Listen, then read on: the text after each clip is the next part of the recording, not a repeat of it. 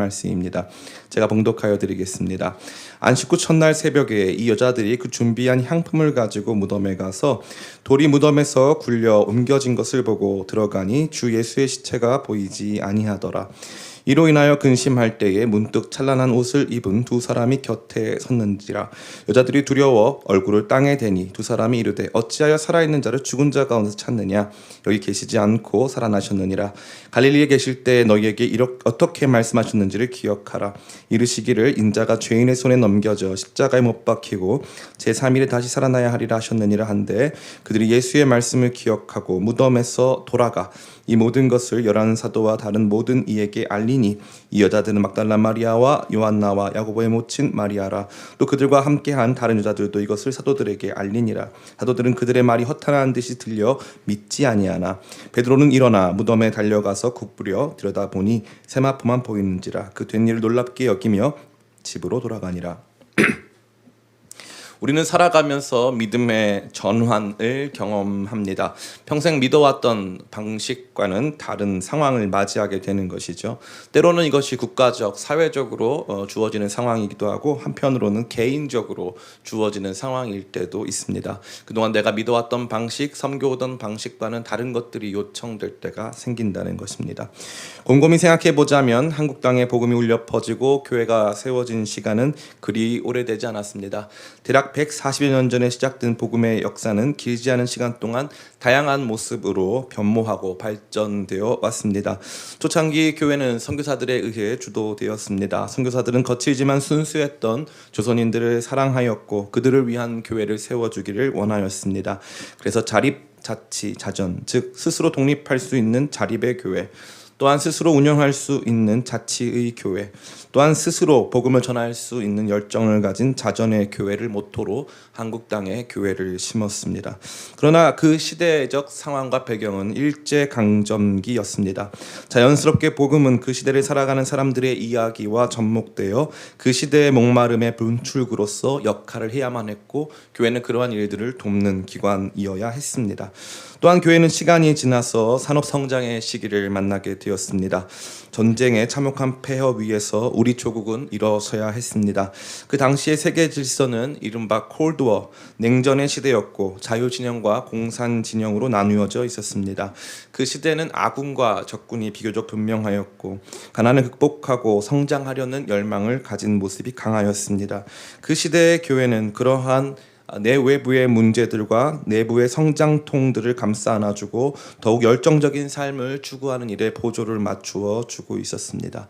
시간이 지나서 90년대쯤 이르렀을 때 한국 교회는 이제 안정기에 접어들었습니다. 당시 90년대 후반 4,800명 정도에 달하는 인구 중에 무려 1,200만 명 이상이 스스로를 그리스도인으로 여기고 있었으며 전 세계 선교사 파송 2위 국가라는 명예와 책임감을 가지고 있는 교회로 한국 교회는 성장해 왔던 것입니다. 그리고 오늘 우리가 만나게 된 21세기는 적어도 한국 교회에서는 크나큰 도전의 시기라 감히 말할 수 있습니다. 고도로 발전한 이 시대는 그 어떤 시대보다 탈종교화되기 시작했고, 미디어 발전과 그러한 미디어 사용을 폭발적으로 증가시킨 코로나19라고 하는 상황은 우리 모두로 하여금 새로운 신앙의 국면, 새로운 신앙의 상황을 맞이하게 한 것입니다. 비단 우리 사회나 한국 교회를 넘어서서 한 개인에게 있어서도 신앙적 전환 혹은 자신이 믿어왔던 신앙 체계의 대변혁은 일어날 수 있습니다. 아마도 오늘 본문에 등장하는 부활의 첫 번째 증인되는 여성들이야말로 그러한 변혁의 충격 속에 있었을 듯 합니다. 오늘 말씀은 우리에게 바로 그러한 메시지를 던져주고 있는 것입니다. 변혁의 시대, 신앙적 패러다임의 대전환의 시대, 우리는 무엇을 붙잡아야 하는가? 이 시대가 아니라 할지라도 우리 자신의 각자가 살면서 신앙적 방황이 또 어려움이 있을 때 우리는 무엇을 붙잡아 우리의 마음을, 우리의 신앙을 회복할 수 있는가에 대한 명백한 해답이 이 말씀 속에 나타나 있는 것입니다. 아무쪼록 오늘 말씀을 통해서 이 혼란의 시기, 우리가 붙잡아야 할, 우리가 돌아가야 할 신앙의 표준을 다시 한번 되새기고 그것을 마음으로 결단하는 우리 모두가 되시기를 예수님의 이름으로 축원합니다. 안식 후 첫날 이른 새벽, 예수님께서 십자가에서 죽으신 유월절 준비일에 예수님의 매장지까지 따라갔던 여성들은 그녀들의 마음을 담아 귀하신 예수님의 시신에까지 최선을 다하고자 향품을 준비하여 무덤 앞에 이르렀습니다. 그런데 이게 웬일입니까? 돌과 무덤의 입구를 막고 있던 돌이 굴러져 있었으며 예수님의 무덤은 비어져 있었고 예수님 입으셨던 옷은 벗겨져 있었다는 것입니다. 그녀들은 매우 당황하였을 것입니다. 왜입니까? 그녀들은 그동안 살아계셨던 예수님을 믿고 섬겨왔기 때문입니다. 그녀들에게 있어서 중요한 것은 끝까지 예수님께 대한 자신들의 인간적 최선을 다하는 것이었습니다. 예를 다하고 자신들이 할 수 있는 역할을 다하는 것, 그들에게 있어서는 거기까지가 그들의 최선이었고 거기까지가 그들의 상식의 범위였다는 것입니다. 그래서 찾아간 무덤이었는데 그 무덤이 비어 있었으니까 내가 준비한 나의 신앙, 내가 준비한 나의 최선이 이제는 여기에 적용될 수 없는 상황을 마주대하게 된 것입니다. 그래서 한편으로 그녀들은 두렵고 다른 한편으로는 어찌할 바를 몰라 당황했을 것입니다. 그들 그동안 자신들이 믿고 섬기던 방식으로 이 부활이라고 하는 엄청난 변화, 엄청난 변혁을 감당할 수가 없었다는 것입니다. 향품으로는 부활을 맞이할 수가 없기 때문입니다. 최선을 다했던 그녀들의 열심이지만 귀한 것이지만 이제 이 부활의 시대 앞에 살아계신 예수님께는 이 향품은 더 이상 의미가 없어졌기 때문에 이 모든 것들이 무색해지고 어찌할 바를 모르는 당황과 안타까움, 당혹스러움이 있었다는 것이죠. 그녀들이 당황하고 있을 때 두 천사가 나타나 그 중에 한 천사가 여성들을 향해서 이렇게 말해줍니다. 4절과 5절입니다. 우리 같이 한번 읽어보겠습니다. 시작. 이로 인하여 근심할 때 문득 찬란한 옷을 입은 두 사람이 곁에 섰는지라. 여자들이 두려워 어찌하여 살아있는 자를 죽은 자 가운데서 찾느냐. 아멘. 예수님이 살아계시다라고 하는 복된 소식이죠. 그런데 흥미롭게도 본문에서는 이 이야기를 들은 그녀들이 기뻐했다는 내용이 없습니다. 살아계신 예수님 때문에 너무 기쁘다, 막 행복하다, 감사하다 이런 게 없어요. 우리가 일반적으로 생각하는 이 부활에 대한 그림이 없다는 것입니다. 너무 놀랍지 않습니까? 사실 이것은 이 여성들만의 문제가 아닙니다. 문제가 아니에요. 사실은 이게 당연한 겁니다. 왜 그럴까요? 우리의 신앙적인 생각의 한계, 우리가 가지고 있는 신앙적 패턴의 한계가 자리하고 있었다는 것이죠. 이것은 단순한 문제가 아니고 그 이후에 살펴보겠지만 그 이후에 성령의 시대에 새롭게 우리 가운데 부어질 은혜 때문에 이러한 한계가 규정되어 있는 것입니다. 그 여성들에게는 그러한 기쁨과 감격보다는 당황스러움이 컸을 것으로 보입니다. 그런데 이 이야기를 들은 사도들의 반응 역시 또 비슷합니다. 11절부터 12절입니다. 같이 한번 읽어보겠습니다. 시작. 사도들은 그들의 말이 허탄한 듯이 들려 믿지 아니하나 베드로는 일어나 무덤에 달려가서 구부려 들어갔다 보니 세마포만 보이는지라 그 된 일을 놀랍게 여기며 집으로 돌아가니라. 아멘. 너무 흥미롭지 않습니까? 부활의 소식, 비어있는 무덤의 소식을 전했을 때 그것에 대해서 일말의 희망을 갖거나 그것에 대해서 어떠한 이 감정적 동요를 갖지 않고 듣자마자 이거 아니야. 그럴 리가 없어. 누가요? 예수님 최측근에서 예수님께서 직접 택하신 12사도마저도 여성들이 들려준 그 소식에 대하여서 이와 같이 반응했다는 것입니다. 왜 이들이 이러한 모습이었을까요? 또 그들은 어떻게 했어야만 했을까요? 천사들이 이에 대한 답을 줍니다. 6절에서부터 8절입니다. 우리 같이 한번 읽어보겠습니다. 시작. 여기 계시지 않고 살아나셨느니라. 갈릴리에 계실 때에 너희에게 어떻게 말씀하셨는지를 기억하라. 이르시기를 인자가 죄인의 손에 넘겨져 십자가에 못 박히고 제3일에 다시 살아나야 하리라 하셨느니라 한데 그들이 예수의 말씀을 기억하고. 아멘. 6절에도 너희에게 어떻게 말씀하셨는지를 기억하라. 그리고 8절에서 그들이 예수의 말씀을 기억하고. 여기 두 번에 걸쳐서 예수님의 말씀을 기억하라고 하는 내용이 나타납니다. 지금 벌어진 일이 매우 당혹스럽고 충격적인 이 내용이지만 이 모든 것들을 이해시키고 해석하게 하는 기준이 있다는 거죠. 그것은 무엇입니까? 예수님의 말씀이었다는 거예요. 그분이 어떻게 말씀하셨는가? 그것을 기억해야 한다는 것입니다. 예수님은 이 상황에 대해서 이미 누가복음에서만 수차례에 걸쳐서 말씀하신 바 되었습니다. 부활에 대한 이야기를 이미 증거하신 바 되었다는 것이죠. 그런데 이들은 당황하고 그럼에도 불구하고 믿지 않았습니다. 왜 그랬을까요? 예수님의 말씀을 기억해내지 못했기 때문에 그렇습니다. 그러한 이유는 그들이 예수님의 말씀을 들을 때 그들의 관심이 자신들이 처해 있는 상황에 함몰되어 있었기 때문에 그렇습니다. 자신들의 이야기를 중심으로 예수님의 이야기를 적용하고 수용하려 했기 때문에 그렇습니다. 그러기에 말씀은 언제나 자신들만의 필터를 통해서 걸러졌습니다. 십자가와 부활이라고 하는 말씀보다 우리 자신의 문제를 해결하고 당장 우리의 감정을 어느 정도 누그러뜨려 줄 수 있는 유익한 말씀을 중심으로 모든 생각이 고정되었기 때문에 엄청난 상황의 변화, 엄청난 시대적 변혁 속에서 그 상황을 받아들이기가 어렵다는 것입니다. 자기 신앙이라고 하는, 자기 이야기라고 하는 한계에 부딪혔기 때문입니다. 그러나 이 말씀은 궁극적으로 그러한 우리의 믿음을 책망하고자 하는 것이 아니고 도리어 이것이 지극히 당연하다는 것입니다. 이것이 지극히 당연한 것이죠. 그런데 문제가 무엇입니까? 예수님의 말씀을 기억하는 순간에 그 한계점이 넘어서지는 것입니다. 그 기준이 우리 가운데, 예수님의 말씀이라고 하는 그 기준이 우리 가운데 주어진 그 순간에 한계점이 넘겨지고 그러한 곳에서 놀라운 변화가 일어난다는 것입니다. 그래서 누가복음의 부활 기사는, 그러니까 누가복음 24장은 다 뭐냐 하면 이 말씀 기억나게 하는 내용이에요. 전부가 다. 그래서 이 뒤에 보면은 엠마오로 내려가는 제자들에게도 말씀 기억나게 하시고, 또 다시 예수님께서 사도들이 모인 곳에 찾아가셔서 말씀 기억나게 하시고, 그러니까 누가복음에서 이 다른 복음서와는 완전히 다릅니다. 이 누가복음에서 강조하고 싶은 것은 무엇이냐 하면 말씀 기억 못하면 부활도 받아들일 수 없다는 거예요. 정말 받아들여야 할 내용, 그런데 말씀 기억 안 나면 부활도 의미가 없고 부활의 소식을 듣고서도 아무런 감흥을 가질 수가 없다는 것입니다. 특별히 우리 다음 주에 살펴보겠지만 이 엠마오로 내려가는 두 제자들의 마음 안에는 엄청난 절망과 좌절이 있었습니다. 그 절망과 좌절은 무엇입니까? 그들은 예수님이 이스라엘을 구원할 선지자, 이스라엘을 구원할 새로운 그리스도라고 여기고 따라다녔어요. 그런데 그들이 지금 내려갔습니다. 엠마오라고 하는 그 마을로 도망치듯 내려갔다는 거죠. 그때 그들 안에 있었던 이 절망감과 당혹스러움은 그들이 부활의 소식을 듣지 못했기 때문이 아니라 뒤에 살펴보겠지만 그들은 부활의 소식을 듣고 내려갑니다. 부활의 소식을 듣고 내려가는 거예요. 예수님 부활했다는 소식을 듣고 나서 어떤 사람들이 부활했다고 말씀을 하시는데 난 못 믿겠어 하고 내려가는 거예요. 얼마나 놀랍습니까? 그 이전의 말씀, 단순한 부활의 소식이라고 하는 참 이 위대한 시대적 어떤 이 나팔과도 같은 기준과도 같은 그러한 말씀이 울려 퍼졌을 때 받아들이는 게 아니라 과거의 말씀이 내 안에 없으면 이 말씀을 기준으로 해서 새롭게 변혁되는 시대를 받아들일 수 있는 능력조차 없다는 것입니다. 말씀 없이는 부활도 의미 없다. 이 말을 전해주고 있는 것입니다.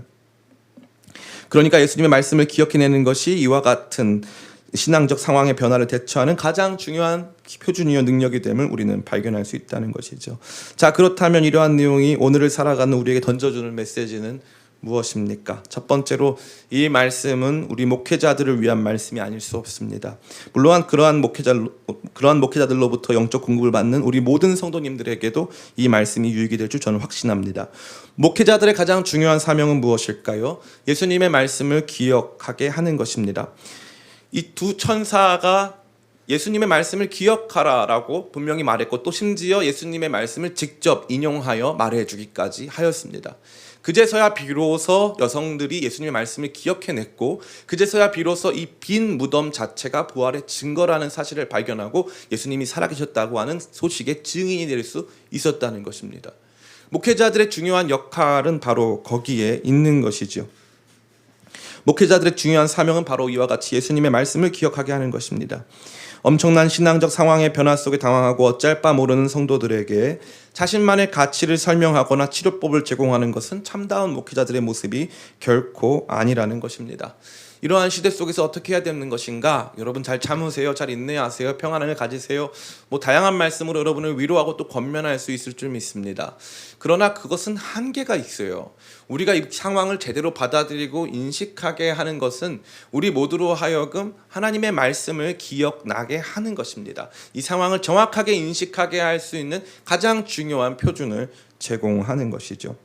제가 올해 평상시 운동도 안 하다가 갑자기 꽂혀가지고 자전거를 이렇게 열심히 타다가 오이도로 가는 중 이 귀에 웨이도염도 걸리고 이렇게 넘어져가지고 이렇게 팔목에 좀 가벼운 부상을 당한 적이 있습니다. 그때 가서 엑스레이라는 것을 찍었는데요. 엑스레이를 딱 찍었는데 이제 그 전까지는 저는 예전에 이제 제가 다니던 병원에서는 주로 선생님들이 뭐 이거 뭐 염좌입니다. 뭐 이거 뭐 금이 갔어요. 이렇게 하고 그냥 말았기 때문에 그런가 보다 하고 살았는데 요즘 달라졌더라고요. 요즘은 이 물리치료사분이 이렇게 엑스레이를 보여주면서 이게 인대고요. 요게 이제 뭐라고 하는 건데 요게 지금 보니까 많이 부어 있어요. 그러니까 요 상황은 지금 이런 상황입니다. 자세하게 설명을 해주더라고요. 그러니까 이렇게 하시고 저렇게 하셔라. 이 약은 파란 약은 무슨 약이고 빨간 약은 무슨 약이다. 예전엔 그런 거 없습니다. 그냥 주는 대로 다 먹고 19, 30분 이것만 외우고 그냥 먹는 거예요. 그냥 뭔진 몰라. 그냥 이게 아침에 먹으면 아침 먹는 거, 저녁에 먹으면 저녁에 먹는 거죠. 근데 요즘은 시대가 달라졌어요. 다 설명해 줍니다. 그래서 어떤 사람들은 알아서 뺍니다. 요거는 이 약인데 난 안 먹어도 돼 하면서 빼는 거예요. 달라졌죠. 뭐가 등장합니까? 설명이 등장하기 시작했죠. 그러니까 어떤 마음이 있냐면 믿음이 가더라고요. 설명이 되니까 믿음이 가던데요. 너무 신기했어요. 이 증상, 현상, 내게 닥친 변화, 이 변화에 대해서 엑스레이처럼 자세하게 누가 설명을 해줄 수가 있다면, 어떤 그런 기준이 있다면, 그럼 대처할 수가 있고 우리 마음도 그러한 변화를 받아들일 수가 있는데, 목사님들이 엑스레이가 아닌 과거에 행하던 방식, 과거의 본인들의 경험에 의한 것으로만 자꾸 설명하려고 하니까 시대적 변화에 대처할 수가 없고 영원히 불변하는 위대한 가치를 우리 마음에 품을 수가 없게 하는 경우가 너무나 많다는 것입니다. 저는 이번 코로나 기간 동안에 목회자로서 무엇을 해야 할까 고민하던 중 제자 훈련을 시작했습니다. 다른 교회나 기관에서 나온 자료를 활용할 수도 있었지만 평소 제가 가지고 있었던 신학적 내용을 체계화하여 우리 청년들에게 영적인 기초를 마련해주고자 직접 집필하기 시작했습니다. 그 내용의 절반 가까이는 바로 성경 말씀 그 자체입니다. 성경 말씀이 가장 중요한 표준이 되기 때문에 그 말씀에 대해서 무지하면 아무것도 할 수가 없습니다. 목회자가 성경에 대해서 무지하고 성경을 무시하며 하나님의 말씀, 예수님의 말씀을 우리 성도들에게 공급하지 않는다는 것은 그 자체로 직무유기에 해당한다 할 수 있는 것입니다. 물론 목사님들이 탁월한 언변, 또 엄청나게 아름다운 이미지를 통하여서 성도님들에게 매력을 끌고 성도님들을 이끌 수 있는 카리스마를 보유할 수는 있습니다. 그러나 그것은 영원한 것이 아닙니다. 영원한 것이 아니에요. 영원하고 가치 있는 것을 주어야 한다는 것입니다. 제가 가만히 보니까 교회들이 많이 싸웁니다. 어떤 교회 100년 넘은 교회들도 싸우고 막 하더라고요. 가만히 생각해 봤더니 그 교회는 100년이 넘었는데 성도들은 100살까지 살지는 않았습니다. 그 성도들도 다 자기만의 시간 동안 그 교회에 있어 왔던 것이죠. 모든 교회들은 우리의 시대에 존재하는 것입니다. 그러니까 오랜 전통 속에 놓여져 있지만 한편으로 우리는 우리의 교회를 다니고 있는 거예요. 우리라고 하는 이 한정된 시간. 그렇기 때문에 이 목사님들도 어떻게 됩니까? 바뀌어요. 목사님들 너무 믿지 마세요. 목사님도 바뀝니다.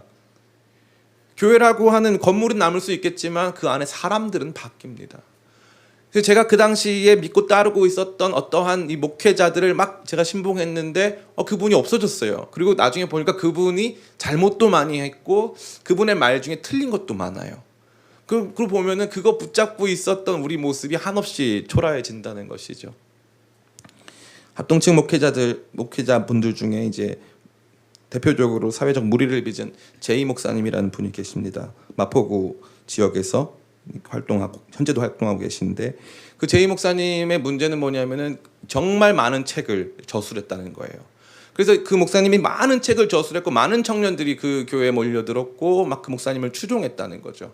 그런데 나중에 시간을 지나서 보니까 그 목사님 말이 뭐 성경에 따른 말 중에 뭐 다만 일부 일리가 있거나 또 일부 진리를 반영한 측면도 없잖아 있겠지만 한편으로 시간을 지나 보니까 이게 오늘날 시대에는 걸맞지 않은, 오늘날 시대의 변혁은 대처할 수가 없는 그 시대의 이야기였던 것도 상당히 많이 있습니다. 그 목사님이 굉장히 다독, 책을 많이 읽는 것으로 유명했는데 그 목사님이 하루에 읽어가는 막 책 권수, 뭐 본인이 비행기 타면 읽는 책이 뭐 몇십 권이다 이렇게 말씀하시는데 대부분 읽는 책들이 자기계발서 중심이었습니다. 그러다 보니까 영원한 진리를 담아내는 목사님이 아니었는데 우리는 거기에 엄청나게 열광했던 것이죠. 그 제가 아는 한 목사님도 그 목사님의 광팬이었어요. 이분이 약간 덕후 기질이 있는데 한때는 저 여의도 순복음교회 조용기 목사님 덕후여가지고 그 목사님 비서실에 직접 전화를 해서 제가 꼭 조용기 목사님을 중학교 때 중학생인데 제가 꼭 조용기 목사님을 만나야 되겠다. 그분에게 기도를 받고 자기도 은사를 받아야 된다고 고백할 정도로 덕후 기질이 가득한 그런 목사님이었어요. 그래서 이분이 이 조용기 목사님 이 제이 목사님, 조용기 목사님이 했으니까 제이 목사님 책을 엄청 많이 이제 갖고 있었는데 나중에 다 불태웠다고 하더라고요.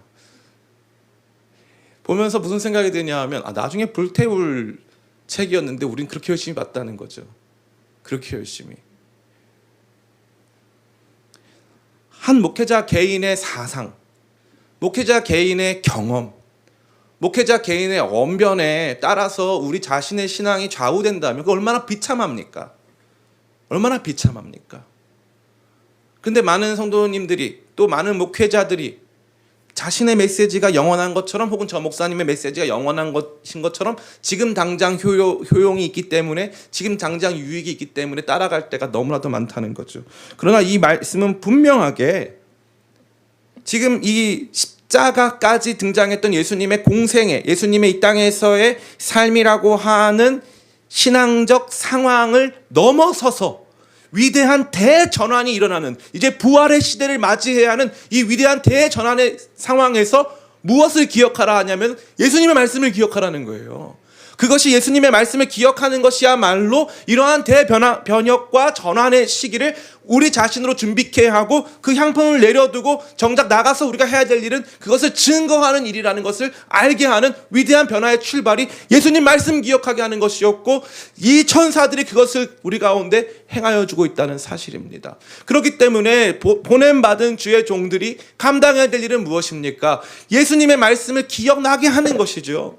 이게 너무나 중요한 거예요. 성도님들이 시간 지났는데 그 목사님은 참 이렇게 인내를 잘했어. 그 목사님은 참 마음이 온유했어. 그 목사님은 참 성격이 불같았어. 저를 두고 하는 말인데 성격이 너무 불같아가지고 맨날 강단에서 화를 많이 냈어. 뭐 이렇게 꼭 누구를 비난했어. 저도 개인적으로 안 하고 싶은데 이거 안 하면 잠이 안 와요. 그래서 막 이런 말씀들을 많이 하세요. 그러니까 그 목사님이라고 하는 스피커의 캐릭터만 기억하는 거죠. 이 스피커라고 하는 말이 참 있는데 한편으로 말하는 사람도 되지만 말하는 기계도 되거든요. 다양한 스피커의 종류가 있는데 스피커들은요 다양한 특성이 있어요. 근데 중요한 거는 스피커가 중요한 게 아니고 거기에 등장하는 음악이 중요한 거거든요. 그 음악이라고 하는 기준이 명백해야 그 음악을 들을 수 있는 스피커를 선택할 수 있는 거예요. 그런데 왜곡된 스피커로 자꾸 어떤 음악을 듣다 보면은 그 음악이 가지고 있는 아주 기본적이고 아주 중요한 그 가치보다 이 잘못된 귀에 잘못된 것이 끼기 시작하는 거죠. 우리 성도님들이 목회자 선택에 있어서 가장 중요하게 생각할 것은 다른 것이 아닙니다. 그것은 무엇입니까? 그 목회자 선택에 있어서 가장 중요하게 생각해야 되는 것은 다른 게 아니라 이 탁월한 지성이나 언변이 아닌 얼마나 우리 가운데 우리 안에 하나님의 말씀을 기억나게 하는가. 저 말씀 나 기억났다 이거예요. 말씀 듣고 목사님 말이 맞아. 내가 기억했어. 저 말씀 저기에 있었어. 할 수 있는 그러한 말씀 중심, 성경 중심의 설교, 그러한 가르침이 있는가 하는 것이죠. 이것이야말로 가장 중요한 교회의 가치요 참된 목회자의 가치라는 것을 저는 다시 한번 여러분에게 감히 말씀드릴 수 있습니다.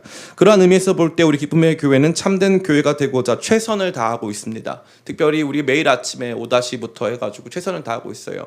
오다시는 이 큐티 프로그램이 아니고 정독 프로그램입니다. 그래서 내년 3월에 끝납니다. 목사님 왜 하필 내년 3월에 끝납니까? 이 오다시가 창세기부터 시작을 해야 되는데 저희가 올해 3월부터 시작해가지고 3월서부터 시작을 했습니다. 그래서 창세기까지 해가지고 계시록 전체를 다 마치고 그 다음에는 조금 더 적용 중심으로 가려고 합니다. 이 오다시는 잘 활용하려고 하고 중간중간 수정하고 또 계속적으로 우리가 사용하려고 하고 있습니다.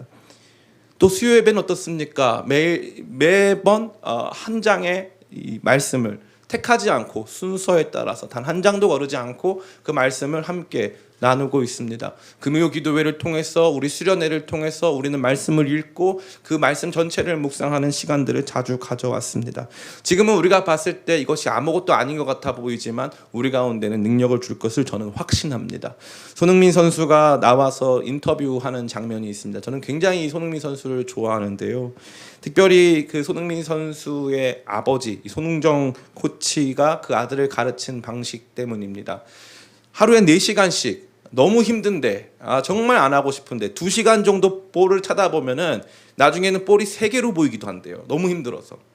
그런데 그러한 훈련을 하다 보니까 나중에는 그것이 익숙해지고 그것으로 말미암아서 능력 있는 선수로 자기 자신이 성장할 수 있다고 언제나 자기 아버지에 대한 리스펙, 존경을 가득 표명하고 있는 것을 저는 보게 되는 것이죠. 그럼 우리 기쁨의 교회는 어떤 교회일까요? 그러한 훈련이 있나요? 제가 성격이 너무 온유해가지고요. 여러분 개인한테는 그런 훈련을 못 드립니다. 제가 함부로 할 수 있는 청년들 대상으로. 그래서 넌 말씀을 들어라. 뭐 열심히 제가 화를 낼 수 있는 청년들 대상으로 하는 것이지 우리 성도님들에게는 제가 감히 그렇게 못해요.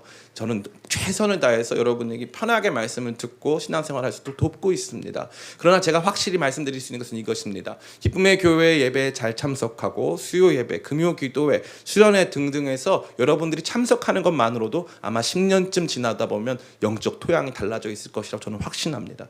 지금 당장 눈에 보이진 않지만 최소한 저의 시대가 가고 만약에 다음 분이 오신다면 많은 성도님들이 그런 생각을 할 거예요. 그때 배웠던 말씀이 참 우리 가운데 유익했다, 참 가치 있었다라는 생각을 하게 될 것이고 어느덧 모르는 사이에 여러분이 하는 기도 안에 성경 말씀이 담길 것이고 여러분이 나누는 교제 가운데 성경 말씀이 담길 것이고 여러분이 생각하고 사고하는 가운데 그 안에 하나님 말씀이 분명하고 건강한 모습으로 자리 잡힘으로 말미암아 코로나가 오든지 그 어떠한 개인적인 슬픔과 고통의 순간을 당한다 할지라도 하나님의 말씀을 기억해냄으로 말미암아 그것들을 능히 감당하는 저와 여러분 될 줄을 믿습니다. 저는 그것이 우리 기쁨의 교회의 가치요. 여러분들이 함께 섬기고 추구하고 있는 이 복된 일들의 가치가 됨을 다시 한번 여러분에게 말씀드리기를 원하고 이러한 목회자 되기를 저 자신이 결단했고 또 최선을 다하고 있으며 우리 동역자들 모두가 그렇게 최선을 다하고 있고 우리 성도님들도 바로 그러한 좋은 교회에 나와 계신 것을 다시 한번 말씀드리고자 합니다. 자, 두 번째로 이 말씀은 목회자들을 넘어서서 성도들에게도 엄청난 메시지를 던져주고 있습니다. 그것은 바로 말씀을 기억해낼 때 나타나는 변화입니다. 성도들은 참다롭게 말씀을 기억해내면서 놀라운 증인으로 바뀌기 시작합니다. 처음에는 증인이라기보다는 예수님을 섬기는 사람들이었습니다. 향품을 가지고 자기가 할 수 있는 최선을 다해서 예수님의 육신의 필요를 채우고 섬겨드리는 사람들의 모습이었다는 거죠. 특별히 예수님의 부활의 증인들은 누구였습니까? 여성들이었습니다. 여성들의 섬김에는 놀라운 변화가 있었다는 것입니다. 예수님의 시신을 섬기고자 했는데 나중에는 살아계신 예수님을 섬기되 단순히 예수님께 필요를 공급하는 것을 넘어서서 자기 자신이 이 부활의 증인으로서 세상에 이 부활의 소식을 전하고 있었다는 것입니다. 누가복음은 제가 언제나 말씀드리지만 여성들의 복음서입니다. 마태복음에서 예수님의 수태고지, 예수님께서 이 땅에 이 육신의 몸을 가지고 성육신하신다라는 고지를 듣는 사람은 요셉입니다. 그러나 누가복음에서는 그 수태고지를 듣는 사람은 바로 마리아입니다. 물론 차이가 좀 있죠. 마태복음에서는 이미 이렇게 잉태된 그 아이에 대하여서 요셉에게 이제 꿈으로 계시가 된 것이고 이 누가복음에서는 아직 잉태되지 않은 아이에 잉태될 것을 말씀하셨습니다. 그러나 확실한 것은 누가복음에서는 요셉의 역할이 거의 등장하지 않습니다. 마리아의 찬가로 시작하는 마리아의 주의 여종이오니 주의 말씀대로 이루어지이다라고 시작하는 이 한 작은 소녀의 고백으로 이 위대한 복음의 역사가 출발하고 있는 것입니다. 그뿐 아니라 이 누가복음 곳곳에서는 여성들에 대한 이야기가 가득합니다. 이 지금으로부터 10년 전, 20년 전이 아니고요. 2000년 전에 당시의 여성의 사회적 지위가 지금 생각해 볼 필요조차 없으리만큼 낮았을 그 당시에 누가는 아무리 생각해도 이 복음의 중심에 여성들의 사역을 빼놓고 설명할 수가 없었기 때문에 그것을 중심으로 누가복음을 기록해 주고 있었다는 것입니다. 그러기에 여성들은 복음에 있어서 이 복음의 동역자들이었고 복음 사역에 필요한 자원을 공급하는 공급자들이었으며 부활의 첫 번째 증인이 되었다는 사실을 누가가 꼭 밝히기를 원했다는 것이죠. 단순히 예수님을 육신적 필요를 돕고 섬기고 시신 닦아주고 향품 준비하는 그러한 작은 일을 하는 사람들이 아닌 놀랍고 위대한 변화의 일들이 언제 시작됐느냐? 예수의 말씀을 기억할 때. 말씀이 기억나기 시작하는 거예요. 이 말씀이 이 뜻이야. 맞아. 우리가 그 말씀을 기억해 봐야 돼. 라고 하면서 말씀이 기억나기 시작하면서부터 놀랍고 위대한 변화가 있어 왔다는 것입니다. 저는 이 부분이 주는 충격이 매우 크다고 봅니다. 다시 말해 우리의 신앙을 제한하지 말라는 것입니다. 우리가 과거에 섬겨왔던 신앙의 방식, 우리가 과거에 좋은 성도라고 생각했던 성도의 좋고 나쁨의 기준 자체에 너무 매일 필요가 없다라는 것이죠. 어떠한 모습이 될런지는 알 수 없으나 주님을 향한 최선이 다하고 있는 가운데 가장 중요한 것, 말씀이 우리 가운데 기억나기 시작하면 나 자신이 한계 삼았던, 난 이거밖에 못해, 이게 나의 전부야 라고 한계 삼았던 그 바운더리를 넘어선다는 것이죠. 말씀이 우리로 하여금 넘어서게 하는 것입니다. 많은 사람들이 생각합니다. 이 목회자는 신대원 나오고 또 이렇게 뭔가 말씀에 대한 전문적인 교육을 받은 사람들이 목회자다라고 생각할 때가 참 많이 있는데 저는 그 부분에 일면 동의합니다. 그것이 이제 많은 것을 우리 가운데 함의하기 때문에 당연히 그것을 동의합니다. 그러나 흥미롭게도 그럼 누가 목회자가 되고 누가 신대원에 가느냐, 이 문제는 좀 다른 문제입니다. 최근 신대원 지원율은요 사상 최악의 상황에 놓여져 있습니다. 제가 시험 볼 때만 하더라도 300명 모집하는데 1100 몇십 명 정도 시험 봤거든요. 1100 몇십 명 정도.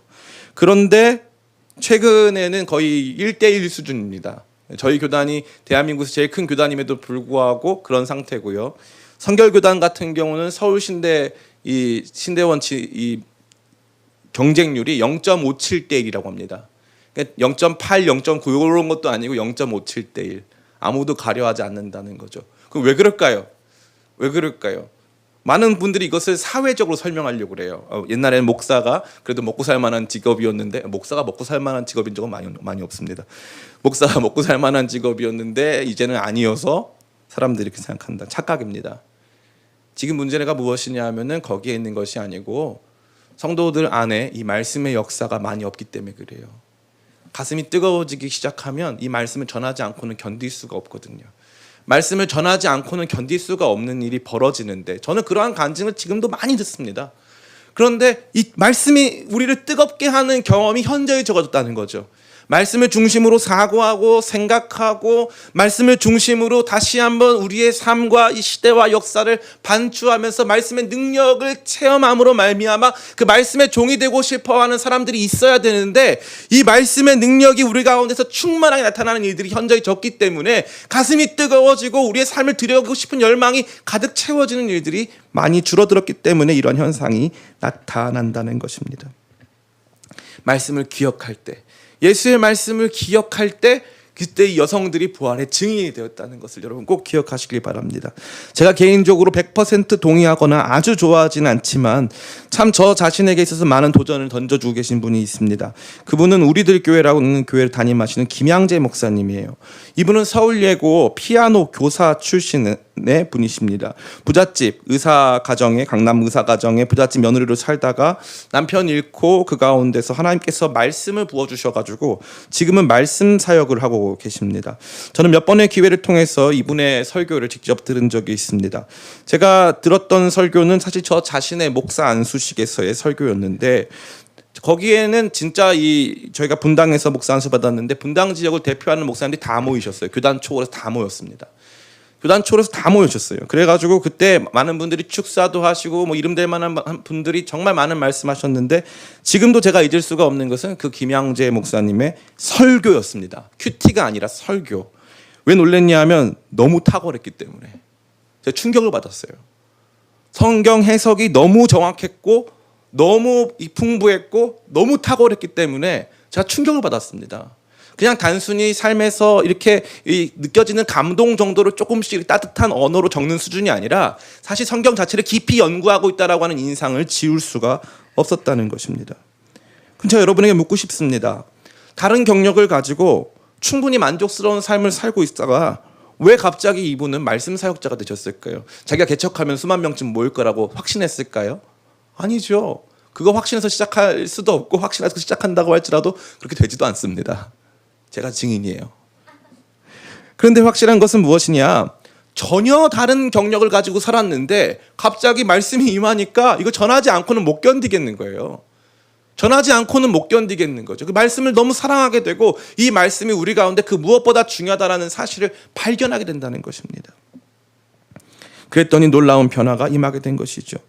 저는 우리 가운데 얼마든지 많은 김양재가 얼마든지 많은 다양한 경력을 가지고 있었던 사람들이 주의 종으로 일어서게 될 것을 확신합니다. 언제요? 주님의 말씀이 우리를 지배하기 시작할 때, 주님의 말씀이 우리 가운데 나타나기 시작할 때, 비단 그것이 목회자로서의 길을 가는 것이 아니라 할지라도 이 말씀이 가득한 이 사람으로서 살면서 나의 섬김과 나의 헌신이 단순한 육체적 섬김과 헌신을 넘어서서, 제가 육체적 헌신과 섬김을 무시하려고 하는 것이 아니라 그러한 섬김의 차원이 나의 전부라고 믿고 있었던 분들 안에서도 이러한 변화가 일어난다는 것이죠. 제가 이제 또 어느 감리교회 이 청소년 집회를 간 적이 있어요. 이 감리교회 청소년 집회를 갔는데 너무 놀랍게 부장 집사님이, 이제 거기는 감리교는 여성분도 장로님 되거든요. 부장 장로님이 여성분이셨는데 비교적 젊은 장로님이었어요. 50대 초반의 장로님이셨는데 이분이 제가 설교가 끝나고 나서 저한테 오셔가지고 이 성경에 대한 이야기를 해주시는데요. 제가 압도되는 경험을 했어요. 압도되는 경험. 그분은 생활 속에서 뭐 하시냐면은 장사하시는 분이에요. 근데 이 말씀을 너무 깊이 읽다 보니까, 말씀을 너무 깊이 읽다 보니까 또 우리에게는 2000년대 초반을 대한민국 강타한 성경이 읽어지네. 이해실 사모님. 우리는 이해실 사모님 남편분 성함은 모르지만 이해실 사모님은 정확하게 기억하고 있어요. 아마 그 책 엄청나게 팔렸을 것입니다. 성경이 읽어지네. 그러면 우리가 이해실 사모님의 학위를 검증합니까? 이해실 사모님이 얼만큼 정확한 신학적인 정확성을 가지고 있느냐를 검증해냅니까? 아니죠. 그 사모님이 혼자서 말씀 읽고 또 배우고 깨달은 것 때문에 그것을 정리하고 시작했는데 한국교회에 많은 사람들에게 엄청난 도전을 주고 통독 열풍, 교회마다 그때 통독 열풍이 불지 않았습니까? 저는 이게 성령의 역사라고 확신합니다. 하나님의 말씀이 우리 가운데 부어질 때 이 말씀의 부어짐은 언제나 놀랍고 찬란한 변화로 이어질 수 있다는 거죠. 근데 문제가 뭡니까? 우리는 언제나 우리의 신앙을 제한한다는 거예요. 제한합니다. 내가 할 수 있는 게 다야. 이것만 해도 난 감지덕지. 물론 감사한 일이죠. 감사해야 되고 그것이 가치 있는 일입니다. 제가 가치 없다고 말씀드리는 게 아니에요. 다만 이게 나의 전부라고 선을 긋지는 말하는 것이죠. 주님의 말씀이 기억나기 시작하면 이 여성들도 부활의 증인이 될 수 있고, 누가는 이 이야기를 너무나 저와 여러분에게 들려주고 싶었다는 것입니다. 누가가 왜 이 이야기를 들려주고 싶었을까요? 자, 봐라 이거예요. 기독교 복음의 이 놀라운 진리의 전파자요 하나님 나라에 있어서 건설자들이 여성들이었다라는 사실을 너무나 보여주고 싶었다는 거예요. 아마 많은 사람들이 이 책을 읽으면서 그 당시의 지성인들이, 그 당시의 기득권자들이었던 남성들이 이 책을 읽으면서 이거 좀 과하다, 여성들의 얘기가 이렇게 많냐 하는 생각이 들었을 거예요. 불편할 정도로. 그런데 누가는 그것을 거부할 수가 없어요. 왜냐하면 이게 진리이기 때문에. 복음은, 하나님 말씀은 우리 가운데 부어지기 시작하면 놀랍고 찬란한 역사로 나타나기 시작합니다. 제가 개인적으로 많은 성경에 등장하는 부부가 있는데, 저는 이 결혼식 주례를 할 때 설교를 그만하라고 컵이 알아서 내려와 주는데요. 결혼식 주례를 할 때 해당 이 가정과 가장 유사해 보이는 부부를 생각해내요. 그게 저 자신에게 있어서 주는 주례 준비할 때 가장 도움이 많이 되기 때문에. 근데 아직까지 제가 마음속에는 그 부부에 대한 설교를 하고 싶은데 아직까지 못 해본 그런 부부가 이제 브리스길라와 아굴라 부부입니다. 아마 한국 사회에서는 이거 하기 좀 약간 어려울 것 같아요. 왜냐하면은 브리스길라와 아굴라 부부는, 이 브리스길라가 여성이고 아굴라가 남성인데, 브리스길라가 훨씬 더 적극적으로 또 굉장히 능동적으로 사역했다는 흔적이 많이 있습니다. 특별히 당시 알렉산드리아 출신의 아볼로라고 하는 사람이 에베소 교회에 왔을 때, 알렉산드리아는 교육의 도시고요. 지금으로 치면 그냥 서울대 출신 목사님 이렇게 생각하시면 됩니다. 철학에 능통한 아볼로가 와서 복음을 전했어요. 사도 바울이 세운 그 교회에서. 그랬더니 브리스길라와 아굴라가 밤에 따로 불러서 다시 가르쳐 줍니다. 저 너무 충격을 받았어요. 따로 불러서 이들은 평신도입니다. 사도 바울과 함께 천막 짓는 일을 업으로 삼고 하던 평신도들인데 다시 불러가지고 이 아볼로를 다시 교정해주고 또 같이 대화하면서 아볼로를 격려해주면서 복음의 참된 내용을 더 견고하게 만들어주고 있었다는 것이죠. 그 사람들 직업 뭐라고요? 천막 짓는 사람들이요. 그런데 말씀에 대해서는 전문가들입니다. 전문가들. 저는 제가 꿈꾸는 우리 기쁨의 교회 바로 그런 교회 될 줄을 믿습니다. 제가요 감사하게도 저한테 이렇게 성경 질문해 주시는 분이 굉장히 많아요. 특별히 우리 김세한 형제가 계속 이제 성경 질문을 해주시는데 좀 과하다는 느낌도 받습니다. 그 형제는 신학과이기 때문에 알아서 찾아보면 되는데 왜 나한테 맨날 질문을 하는지를 잘 이해가 안 돼요. 그런데 어쨌건 우리 김세한 형제가 비롯한 많은 분들이 성경 질문을 하고 있거든요. 근데 저는 그게 너무 좋아요. 우리 교회가 있어서 저에게 있어서 굉장히 큰 프라이드를 줍니다. 우리 교회는 그래도 말씀을 그래도 읽으려고 하고 말씀을 사랑하는 교회다. 그리고 우리 교회에 많은 신학생들이 있지 않았습니까? 그리고 우리 교회는 그런 태능 선수촌 같은 교회여가지고 우리 교회 지나가면 다 큰 교회 갑니다. 그래서 엄청난 프라이드가 있어요. 이 사람도 기쁨의 교회 출신이고 저 사람도 기쁨의 교회 출신이다. 여러분 나중에 아마 20년 지나고 보면요, 기쁨의 교회 너무 자랑스럽게 생각하실 줄 믿습니다. 저는 우리 교회가 가진 능력이 바로 거기에 있다고 생각합니다. 말씀이 우리 자신을 깨우고 말씀이 우리 자신의 바운더리를 넘어서게 하고 섬김과 수고의 이 가치를 더욱더 우리 가운데 충만케 함으로 말미암아 이제 증인으로 살게 하는 위대한 역사가 우리 교회의 남종과 여종들 가운데 충만할 줄을 저는 믿습니다.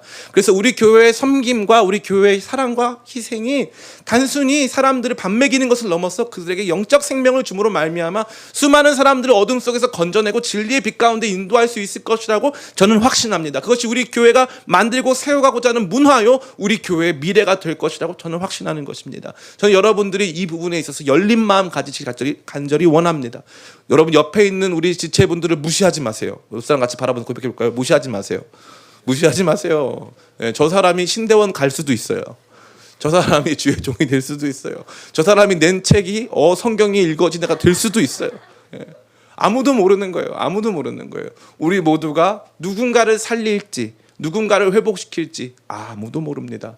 성령께서 우리 가운데 당신의 말씀을 부으시고 그 말씀 기억나게 하실 때 놀랍고 위대한 변화가 그 시대를 직면케 하고 새로운 시대에 반응케 하는 것을 넘어서서 위대한 복음의 증인으로 살게 하는 놀라운 능력이 넘칠 줄을 믿습니다. 이제 말씀을 마칩니다. 살다 보면 중요한 물건을 잃어버려서 큰 공경에 빠지는 일이 있기도 합니다. 제가 최근에 한 이 전도사님 커플과 카페에 갔는데 방금 화장실을 갔다 온 자매님이 오자마자 뭐가 없어졌네요 하더니 지갑이 없었다는 것을 발견하고 상당히 난처해했습니다. 또 심지어 자신이 매번 그런 실수를 하기 때문에 지갑에 또 중요한 것이 많이 들어있었기 때문에 다 잃어버린 것 같다고 망연자실하고 있었습니다. 저는 그때 곰곰이 생각해봤습니다. 일단 급한 마음을 내려놓고 차근차근 생각을 해보자고 했습니다. 화장실 다녀온 지가 5분도 채 되지 않았고 왕래가 많은 곳도 아니었기 때문에 어차피 CCTV도 다 있기 때문에 현금 정도는 잃어버릴 수 있겠지만 다른 중요한 것들은 찾을 수 있을 것이라고 저는 확신했다는 거죠. 그리고 가서 화장실 갔다 와봤는데 지갑이 없다는 거예요. 그래서 그 자매님이 가서 혹시 여기에 관리실이 있는지 찾아보라 그랬어요. 이 상가에. 그랬더니 가서 이제 관리실에 가가지고 혹시 여기 지갑 들어온 거 있나요? 했더니 방금 5분 전에 어떤 분이 여자 화장실에 지갑이 놓여졌다고 해가지고 그 지갑을 여기다 맡기고 갔습니다. 해가지고 그 지갑을 다시 찾았다는 거예요. 생각해보면 가만히 생각해보면은 금방 기억할 수 있는 것, 금방 찾아낼 수 있는 것이었다는 거죠. 그런데 이 엄청난 변화가 막 오니까 거기에 변화 플러스 트라우마가 같이 겹쳐가지고 안 될 거야, 못 찾을 거야, 불안해하고 당황해야겠다는 거예요. 그때 필요한 것이 무엇이냐면 차근차근 생각나게 하는 거예요. 차근차근 생각나게 하는 것. 그러니까 말씀을 다시 한번 차근차근 생각나게 하는 거죠. 하나님 말씀이 처음에 어떻게 쓰였지? 그 말씀이 우리한테 처음부터 뭐라고 말했지? 제가 최근에 한 부부를 이제 또 이 결혼한 한 커플을 같이 대면하면서 교제했는데 그 형제가 그 얘기 해주더라고요. 목사님이 해주셨던 많은 말씀들 중에 제일 기억에 남는 게 뭐냐면 삶은 쉽지 않을 거라는 말씀이었다는 거예요. 이 영화 테이큰을 제가 비유했는데 가족 영화죠. 아빠의 따뜻한 뜨거운 사랑을 느낄 수 있는 가족 영화. 테이큰 얘기를 하면서 그 아빠가 딸한테 야 괜찮을 거야 이렇게 말하지 않고 딸한테 사람들이 와서 널 데려갈 거야. 널 납치할 거야.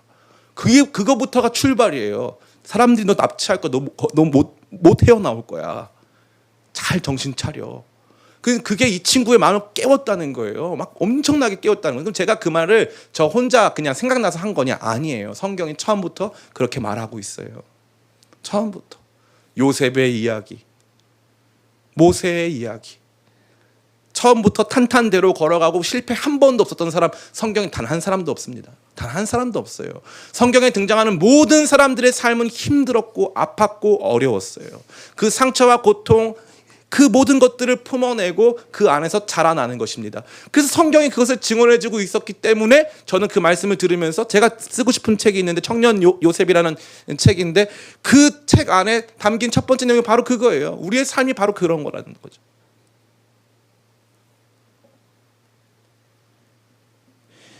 이 모든 변혁, 이 엄청난 대전환의 시기에 다시 우리가 돌아가야 될 자리가 있다면 그것은 하나님의 말씀을 기억하는 것입니다. 하나님의 말씀을 기억하는 교회로 저와 여러분들이 세워지길 간절히 바랍니다. 그리고 하나님의 말씀이 기억되기 시작할 때 우리가 생각하고 있었던 신앙적 바운더리, 우리가 생각하고 있었던 이 헌신과 섬김의 상식이 초월되어 복음의 놀라운 증인이 됨으로 말미암아 새로운 부활의 시대를 맞이하는 저와 여러분 다 되시기를 예수님의 이름으로 축원합니다. 아멘. 우리 잠시 제가 기도하겠습니다. 아버지 하나님 감사합니다. 이 코로나